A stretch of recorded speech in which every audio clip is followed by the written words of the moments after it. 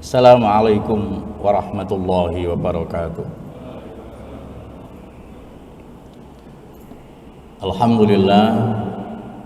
Alhamdulillahilladzi arsala rasulahu bil huda wa dinil haqq liyudhhirahu 'ala dini kullih wa kafa billahi syahida.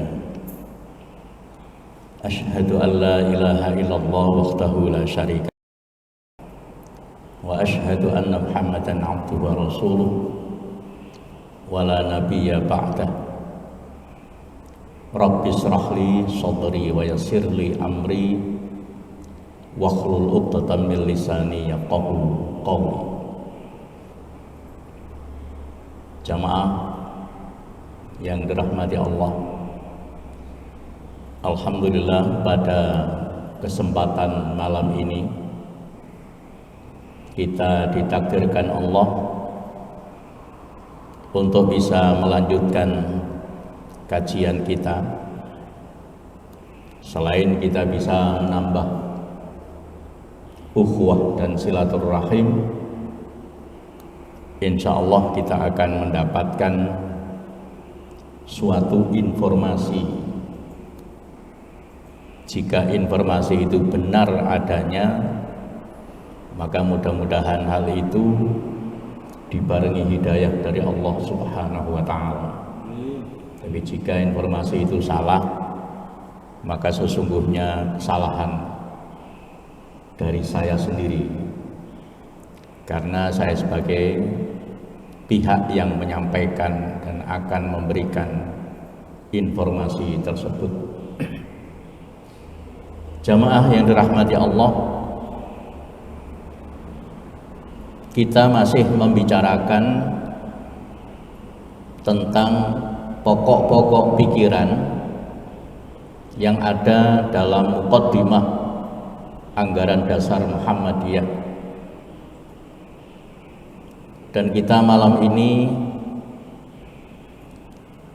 akan menjelaskan mengenai pokok pikiran yang keenam.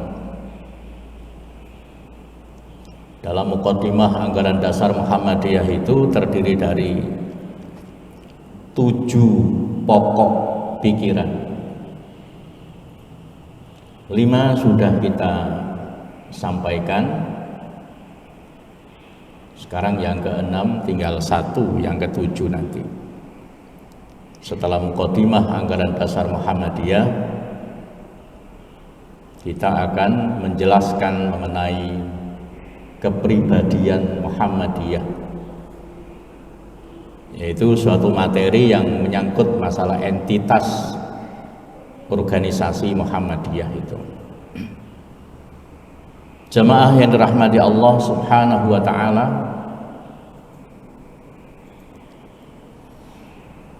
pokok pikiran yang keenam itu bunyi lengkapnya adalah perjuangan mewujudkan pokok-pokok pikiran 1 sampai 5 hanya akan dapat terlaksana dengan sebaik-baiknya dan berhasil bila dikerjakan dengan cara berorganisasi.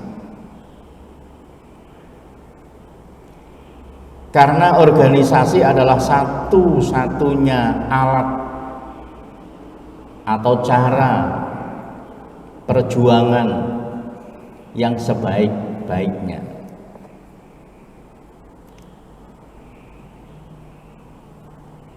Pada isi pokok pikiran yang keenam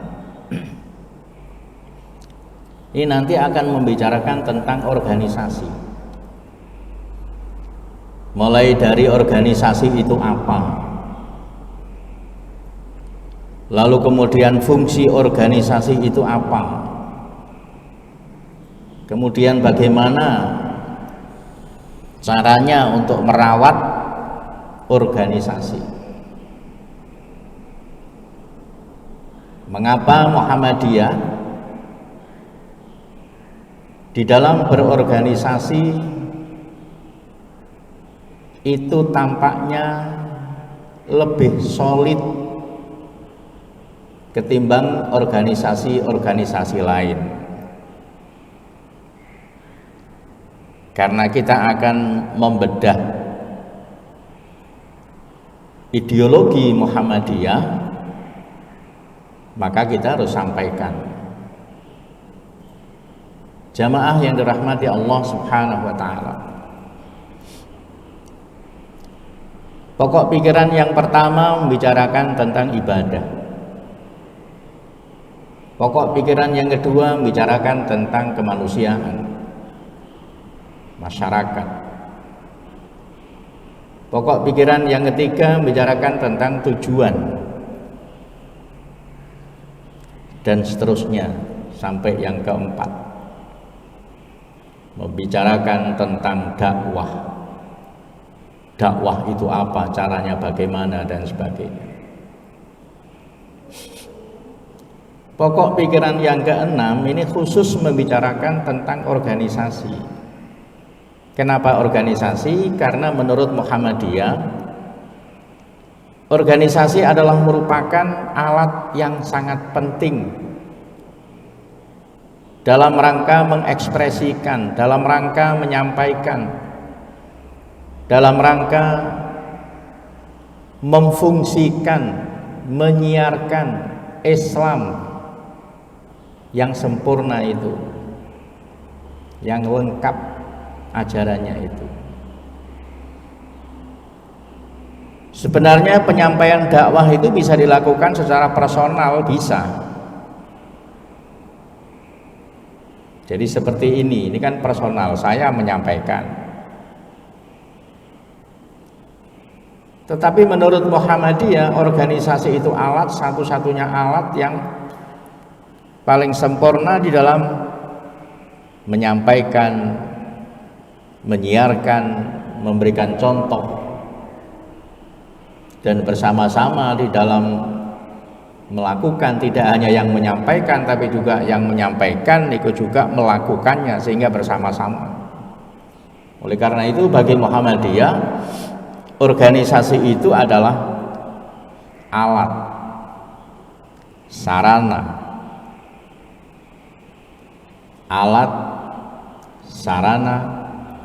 media dakwah Islam. Jamaah yang dirahmati Allah Subhanahu wa taala,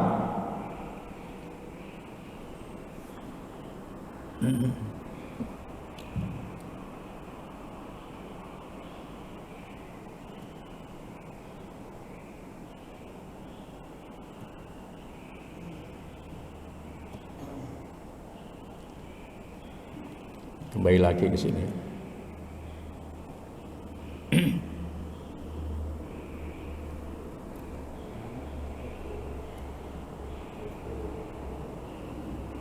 Oke.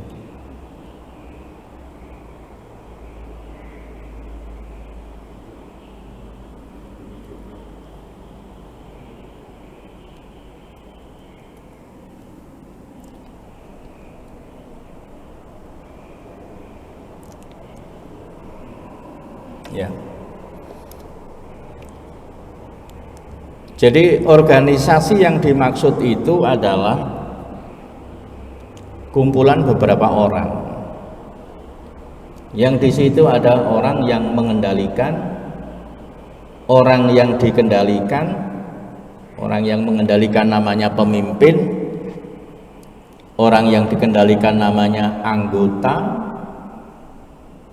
Ada sesuatu yang ingin dicapai, namanya tujuan, dan dalam rangka mencapai tujuan itu tidak bersifat personal tetapi jama'i, yaitu kerjasama, di mana kerjasama itu bukan pekerjaannya yang sama, Pekerjaan boleh berbeda, tapi masing-masing pekerjaan itu tujuannya sama. Itu namanya kerjasama. Dan kemudian yang terpenting adalah harus adanya dasar pemikiran. Dasar pemikiran untuk membentuk suatu organisasi itu. Jadi pentingnya apa? Kenapa kita menggunakan organisasi? Kalau seandainya kita menginginkan sesuatu agar supaya bisa disampaikan kepada orang lain, kalau itu sifatnya personal, maka kita nggak butuh organisasi. Ini kan yang menurut Muhammadiyah itu adalah yang kita sampaikan itu bukan secara personal. Yang kita sampaikan itu sesuatu yang harus dimengerti, dilakukan oleh semua orang. Karena yang akan disampaikan menurut Muhammadiyah itu adalah al-Islam atau Islam. Dan Islam itu apa? Islam itu adalah agama. Dan agama Islam ini adalah agama, satu-satunya agama yang diturunkan dan diperuntukkan oleh seluruh umat manusia. Inilah bedanya agama Islam dengan agama-agama terdahulu. Agama terdahulu misalnya agama Yahudi itu hanya berkembang pada masa Nabi Musa hidup, kemudian dilanjutkan dengan kitab suci berikutnya, yaitu kitab suci Zabur, dan berkembang pada masa Nabi Dawud hidup. Agama Yahudi tidak boleh berkembang dan agama Yahudi tidak boleh dipahami, diamalkan oleh umat manusia setelah sepeninggal Nabi Musa dan Nabi Dawud itu. Karena Allah telah menyempurnakan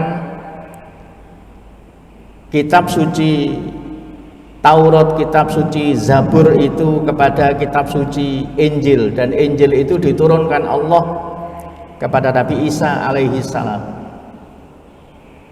Sehingga yang waktu itu orang-orang pada masa Nabi Daud itu harus mengikuti ajaran Nabi Isa. Begitu pula ketika Nabi Isa meninggal dunia, maka Injil itu sudah tidak berlaku lagi, dan agama Nasrani ini sudah tidak berlaku lagi. Karena Injil dan agama Nasrani itu sudah diperbarui dan disempurnakan di dalam Al-Quranul Karim sebagai kitab umat Islam.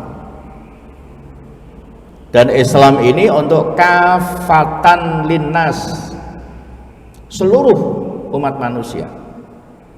Walaupun nabinya sudah meninggal dunia, tapi Islam ini memang kewajiban harus kita sampaikan, kewajiban kita harus kita amalkan, semua umat manusia. Nah, itulah sehingga Muhammadiyah menggunakan alat yang dianggap oleh Muhammadiyah yang sangat penting, itu adalah organisasi. Karena sifatnya bukan personal. Materi yang kita sampaikan bukan sifatnya personal, tapi ummah gitu ya, masyarakat secara umum.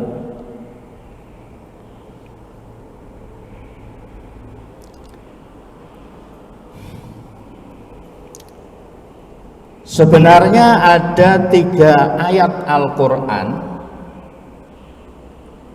yang oleh Kiai Dahlan sebelum mendirikan organisasi itu.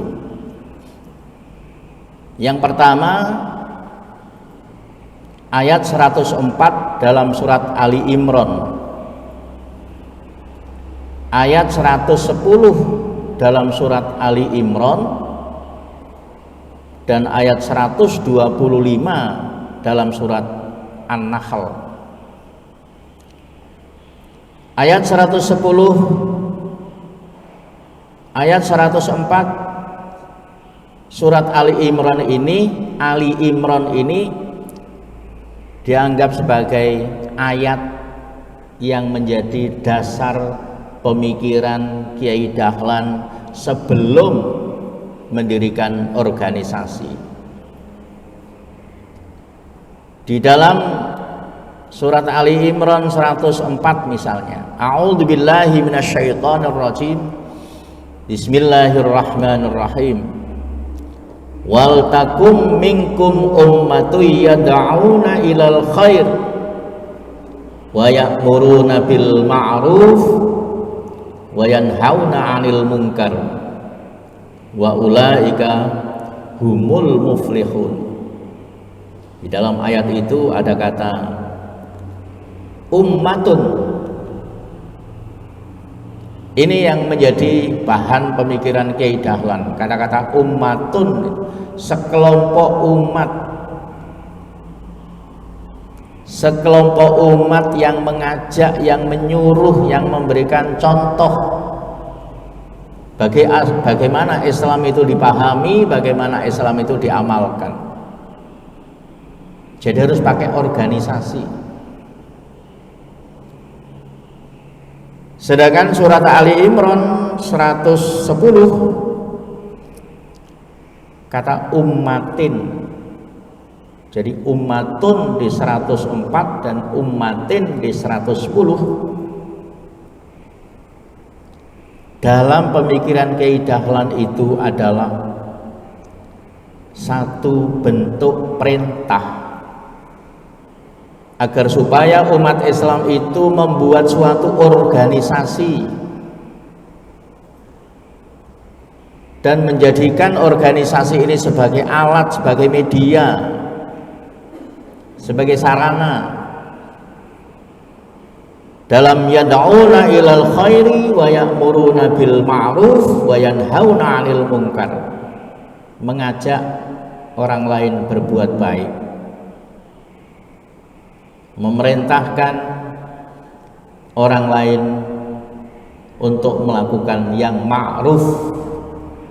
Ma'ruf itu dari kata-kata urfun. Urfun itu adalah sesuatu yang sama-sama kita memahami, sama-sama kita butuhkan, sama-sama kita pahami, sama-sama kita butuhkan.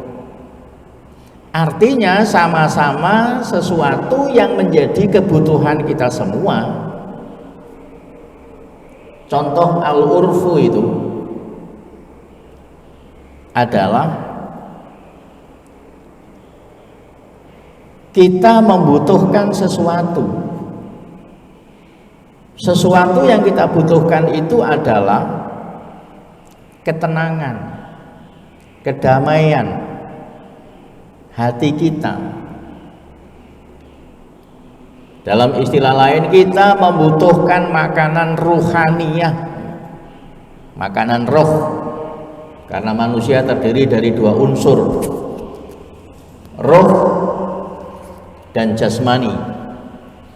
Jadi kita butuh makanan roh itu, butuh makanan ruhaniyah itu. Oleh karena itu bentuk makanan ruh, makanan ruhaniyah itu adalah tawasi bil haq, tawasi bis sabri, wa tawasau bil haqqi wa tawasau bis sabri, saling mengingatkan, saling menyampaikan, saling menjelaskan. Seorang akan mendapatkan penjelasan seandainya kalau ada orang yang menjelaskan. Jadi urf sama-sama menjadi kebutuhan kita.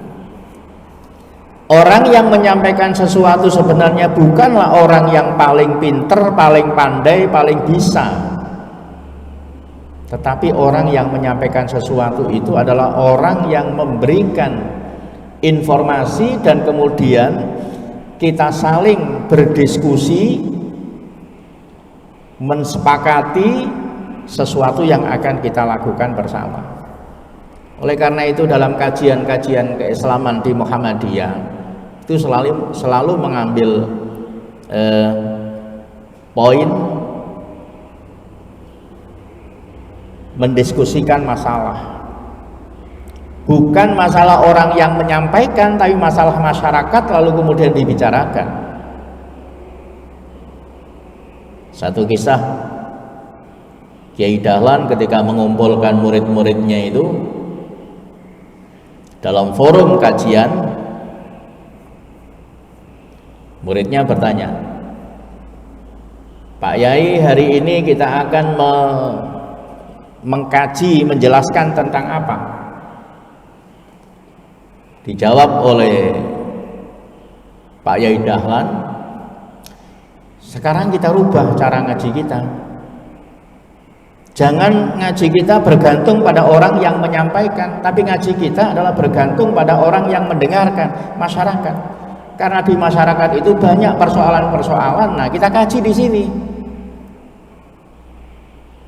Oleh karena itu, maka pola yang demikian itu dianggap sebagai pola pencerahan atau pola at-tanwir. Jadi kalau kajian itu hanya mengikuti kiainya, kata Kiai Dahlan, nanti yang pinter kiainya, karena masyarakat hanya mengikuti. Ini sebenarnya di masyarakat itu banyak problem, banyak persoalan. Nah, itulah yang harus kita jelaskan. Itu yang dimaksud dengan urfun. Kuntum khaira ummatin ukhrijat linnas ta'muruna bil ma'ruf wa tanhauna 'anil munkar wa tu'minuna billah walau amana ahlul kitabi lakana khairal lahum minhumul mu'minuna wa aktsaruhumul fasiqun. Jadi 104 intinya tentang organisasi. Intinya tentang organisasi.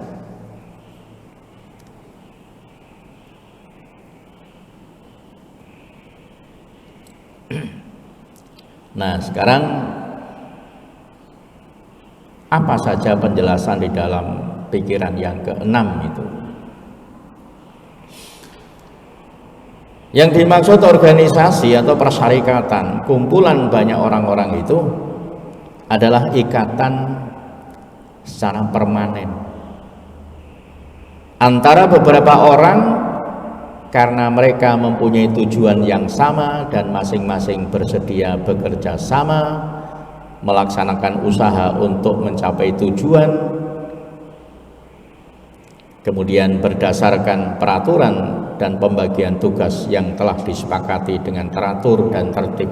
Itulah organisasi. Jadi Kiai Dahlan itu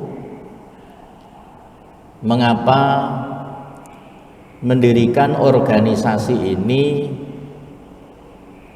di akhir? Lebih dulu beliau mendirikan pendidikan atau sekolah. Mestinya kan dibalik, kita membuat alatnya dulu lalu kemudian kita membuat lembaga pendidikan. Tapi bagi Kiai Dahlan tidak, mendirikan pendidikan dulu, lembaga-lembaga pendidikan dulu itu didirikan, jauh kemudian baru membuat organisasi. Kalau kita nalar ya, secara pelan-pelan, mengapa Kiai Dahlan mendirikan sekolah lebih dulu baru kemudian organisasi? Karena dalam berorganisasi untuk mengumpulkan beberapa orang dengan frame yang sama itu susah. Mengumpulkan beberapa orang dengan frame yang sama itu susah. Artinya frame yang sama itu punya keinginan yang sama, punya cara yang sama. Itu susah. Tidak semua orang mempunyai keinginan yang sama, tekad yang sama, mau bekerja sama, itu susah. Tetapi dengan pendidikan, karena dengan pendidikan itu kan proses terjadinya pendewasaan berpikir, proses pendewasaan secara mental, spiritual, dan sosial, barulah mereka ini mau melakukan kerjasama itu. Artinya di dalam organisasi yang kuat itu sebenarnya bukan karena mereka memiliki kesamaan tujuan, bukan, masing-masing punya keinginan yang beda-beda. Tetapi di antara mereka yang berbeda itu ada 4 orang yang berbeda itu memiliki kesadaran bahwa walaupun kita sama-sama berbeda, tapi kita punya sama-sama keinginan. Ada sesuatu yang memang kita harus menyadari bahwa oh iya, silahkan. Tetapi kita tidak bisa kemudian karena kita perbedaan pemikiran lalu kemudian berpisah. Karena saya beda pemikiran dengan Anda, maka saya tidak bisa bersama dengan Anda. Tidak. Karena perbedaan pemikiran itu merupakan sesuatu yang manusiawi. Bahkan kemudian kita harus sepakat dengan perbedaan itu. Kalau kita masing-masing sama-sama apa istilah Jawanya itu pengku ya. Pokoknya aku ngene ya ngene. Sampeyan ngono ndak apa-apa. Pokoknya aku ngene kan. Tapi kita nggak bisa bersatu kalau begitu. Nah, yang kita inginkan itu adalah di dalam satu organisasi yang kuat itu harus ada saling bisa memahami. Yang kedua, untuk membawa orang-orang yang bekerja ya dalam organisasi itu kepada ranah sosial itu juga tidak mudah. Jadi ranah sosial maksud saya adalah ranah yang seringkali menjadikan kita itu kalau tidak hati-hati dalam menjaga niat ya tentu kita akan banyak mengeluhnya. Kita ambil satu contoh begini. Jarang orang berpikir untuk mengelola suatu organisasi yang mana organisasi itu tidak memberikan mukafaah gitu ya. Apa mukafaah itu? Bayaran kepada orang yang bekerja keras. Nah, di Muhammadiyah ini kan sering menjadi contohnya bahwa orang-orang yang bekerja di Muhammadiyah merawat organisasi bukan bekerja di amal usaha, beda. Jadi di Muhammadiyah itu ada orang yang bekerja sebagai pemimpin organisasi, namanya pemimpin persyarikatan. Dialah pemilik organisasi. Pimpinan pusat Muhammadiyah, pimpinan wilayah Muhammadiyah, pimpinan daerah Muhammadiyah, pimpinan cabang Muhammadiyah, pimpinan ranting Muhammadiyah. Itu mereka bekerja keras tetapi mereka tidak dibayar. Walaupun tanggung jawabnya besar, mereka itu pemilik organisasi, bertanggung jawab untuk memunculkan amal-amal usaha, merawatnya, mengembangkannya dan sebagainya. Itu pemimpin organisasi, pemilik organisasi, pemimpin organisasi, pemilik organisasi, mereka tidak dibayar. Walaupun rapatnya seminggu 2 kali misalnya. Yang kedua adalah pemimpin amal usaha Muhammadiyah. Pemimpin amal usaha Muhammadiyah itu adalah contoh rektor, direktur rumah sakit, kepala sekolah. Mereka bekerja di Muhammadiyah. Karena mereka bekerja di Muhammadiyah, maka mereka dibayar sesuai dengan kemampuan lembaga di mana mereka bekerja. Nah, yang dimaksud di sini bukan orang yang memimpin amal usaha, orang yang bekerja di amal usaha, orang yang mengelola organisasi, memimpin organisasi, yang memiliki dan bertanggung jawab mengembangkan organisasi itu. Untuk mencari orang-orang yang seperti itu pada saat ini kesulitan. Pak Nurholis, pimpinan wilayah Muhammadiyah, itu pernah membuat jargonnya guyonan tapi mengena gitu. Beliau mengatakan begini, untuk mencari figur memimpin atau pemimpin organisasi itu tidak mudah. Mereka harus satu, orang-orang yang benar. Benar itu artinya orang-orang yang memiliki visi lurus ke depan. Benar. Yang kedua adalah orang yang pinter. Pinter itu dari sisi kecerdasan, ya, kecerdasan kognisi, kecerdasan spiritual, kecerdasan sosial, itu pinter. Yang ketiga adalah orang-orang yang kober. Kober itu bahasa Jawa yang artinya adalah orang yang memang memiliki waktu untuk berpikir, untuk bekerja, mengembangkan organisasi itu. Kober. Dan yang keempat adalah seger. Seger itu artinya orang yang sudah selesai dalam dirinya. Nah, jamaah sekalian, untuk mencari keempat-empat ini yang sangat ideal itu tidak gampang, tidak mudah. Kadang-kadang kita butuh orang yang pinter, iya pinter, tapi karena pinternya itu kemudian kobernya itu nggak ada. Pada saat rapat saya berada di tempat lain untuk mengisi materi, begitu kan? Kesulitan-kesulitan itu pasti dihadapi oleh Muhammadiyah. Tapi kehidupan ini seperti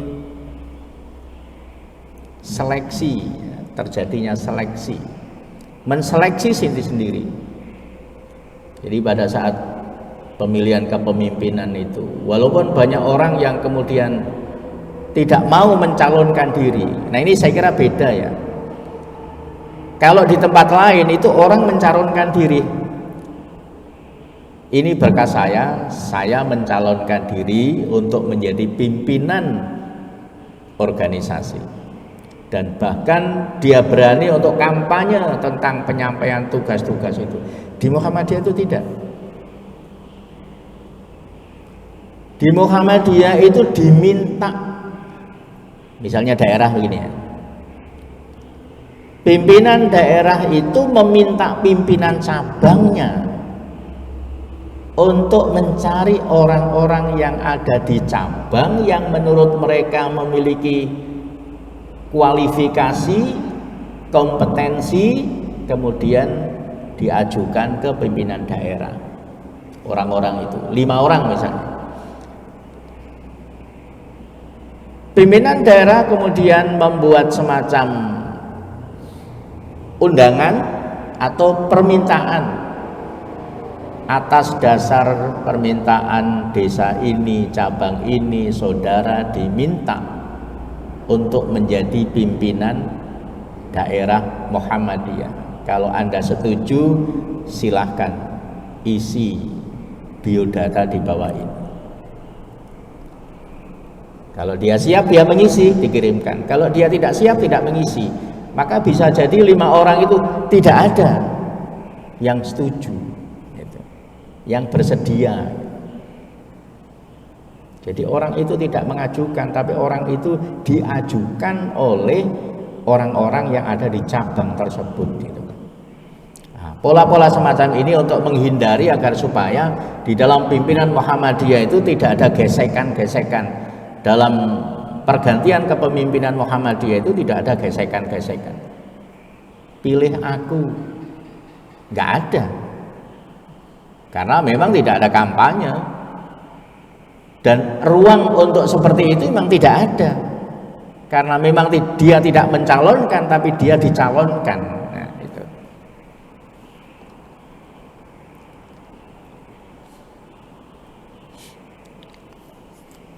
Menurut Muhammadiyah berorganisasi itu wajib berdasarkan kaidah usul yang mengatakan malayatimul wajibu illa bihi fahuwa wajibun. Suatu perintah, suatu kewajiban yang tidak bisa dilaksanakan dengan sempurna tanpa ada sesuatu yang lain, maka sesuatu yang lain itu menjadi wajib adanya. Kaidah usul ini pernah saya sampaikan di forum ini. Kita ambil satu contoh. Ketika itu saya ngambil satu contoh, ada anak kecil yang bermain layang-layang, kemudian layangan itu nyantol di pohon, nyantol di alat telepon gitu ya, tiang telepon begitu. Bilang kepada ayahnya, "Pak, ambilkan layang-layang saya." Di mana? Nempel di sana, kecantol di sana. Perintahnya perhatikan, "Pak, ambilkan layang-layang." Orang tuanya berpikir, bagaimana cara untuk bisa mengambil layang-layang itu? Maka dalam pikiran bapaknya itu muncul dua benda yang dia butuhkan ketika itu. Pertama adalah harus ada tangga. Kedua harus ada galah. Ingat, tangga dan galah tidak disebut dalam perintah anak itu. Anak itu tidak mengatakan, "Ya, ambilkan layang-layang saya yang kecantol di tiang listrik." Cara mengambilnya harus dengan tangga dan galah. Tangga dan galah itu tidak disebut. Islam itu dakwah kewajiban personal. Artinya setiap muslim itu berkewajiban untuk melakukan dakwah Islam, menyampaikan Islam kepada orang lain. Tapi di dalam dakwah, perintah dakwah itu tidak akan sempurna kalau tidak dengan menggunakan alat. Alat tidak disebut di dalam Islam, alat tidak disebut dalam perintah itu. Maka kemudian orang Islam berpikir, dengan cara apa Islam ini bisa disampaikan, Islam ini bisa disiarkan yang lebih efektif, dengan cara apa? Muncullah organisasi itu sebagai alternatif terbaik untuk mencapai suatu tujuan dakwah Islam.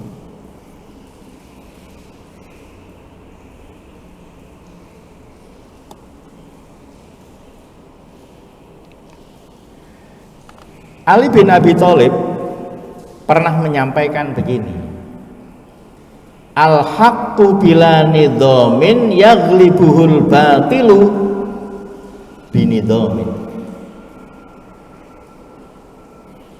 Tujuan yang baik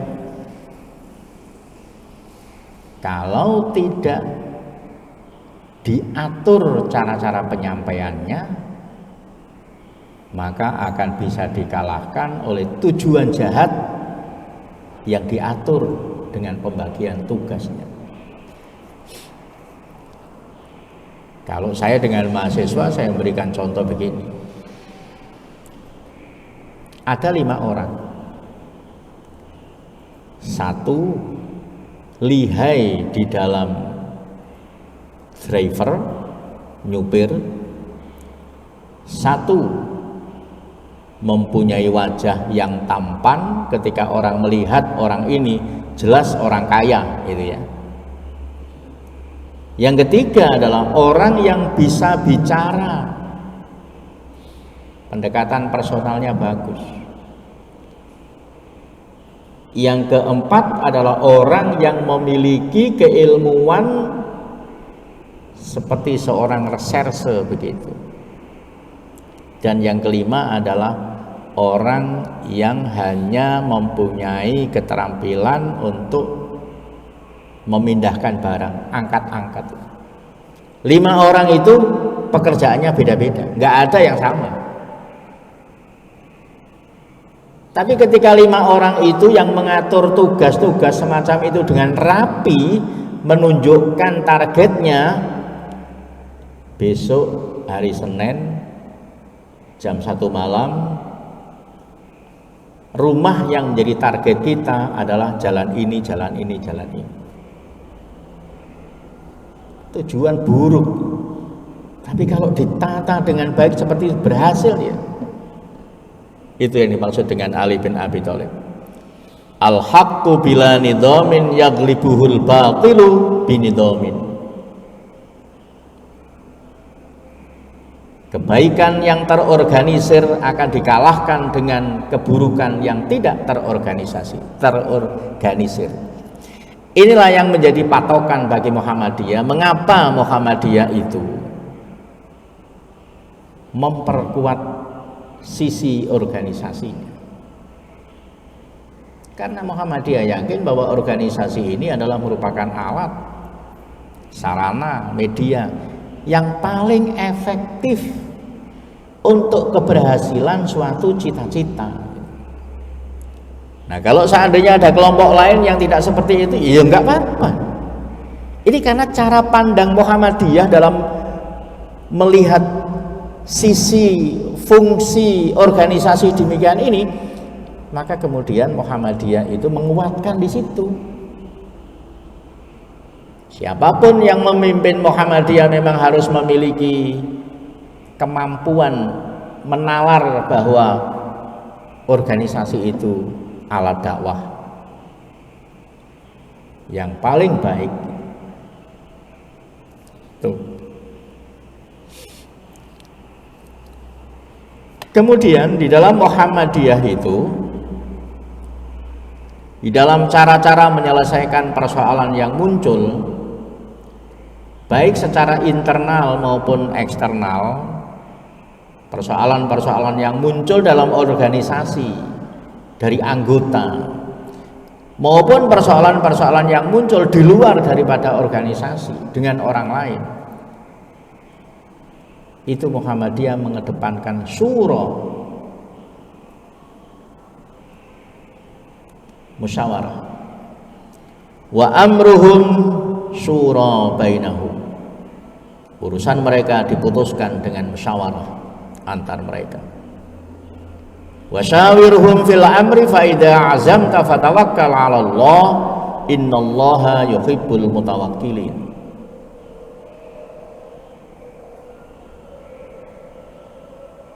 Titik penyelesaian yang paling utama adalah musyawarah.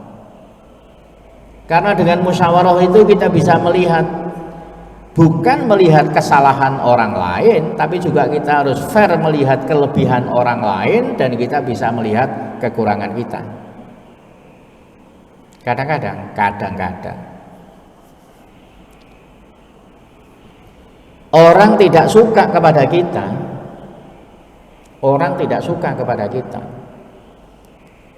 itu bukan karena orang itu benci kepada kita,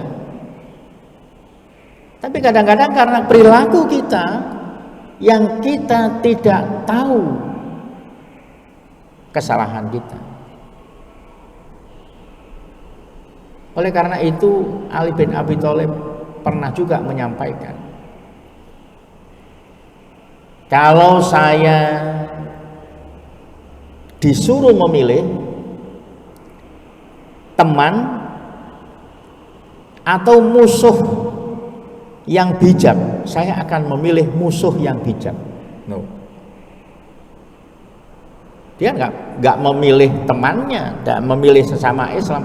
Saya memilih musuh yang bijak, karena musuh yang bijak itu dia akan melakukan introspeksi kepada kita dan jujur dia. Oleh karena itu beliau kemudian mengatakan, sodakoka man sodakoka la man sodakoka.